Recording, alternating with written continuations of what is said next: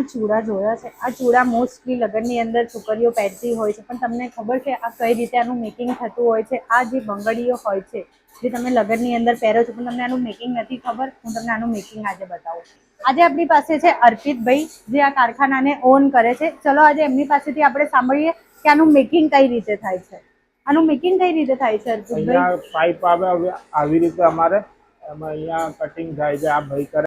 સો બધાથી પહેલાં તો જે પાઇપ હોય છે એને થોડી ઘસવામાં આવે છે, એનો સરફેસ થોડો રફ કરવામાં આવે છે, જેનાથી કટિંગ કરવામાં એકદમ ઇઝી રહે. પછી કટ કર્યા પછી 1 બાય 1 એક એક બંગડીને એના સાઇઝ પ્રમાણે કટ કરવામાં આવે છે અને કટ કરીને અલગ અલગ શેપ આપવામાં આવે છે, જે એના અલગ અલગ મશીનો પણ આવેલા છે એમની પાસે.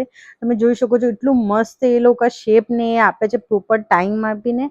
પછી નેક્સ્ટ સ્ટેપની અંદર બંગડીને ઘસારો કરવામાં આવે છે. અને ચલો તો આપણે ત્યાંના કારીગરના મોઢે એમની સ્ટોરી સાંભળીએ. એક દિવસની અંદર આવી કેટલી બંગડીઓ બનાવી લો છો? 2-3 હજાર. 2-3 હજાર. કેટલું એક આટલા પ્લાસ્ટિકના રોમાંથી એક આટલું બંગડી બનતા કેટલી વાર લાગે? 10 મિનિટ લાગે આમ એક પાઇપ કામ. આ એક પાઇપ કરતા તમને 10 મિનિટ લાગે? અચ્છા, મહેનતનું કામ છે.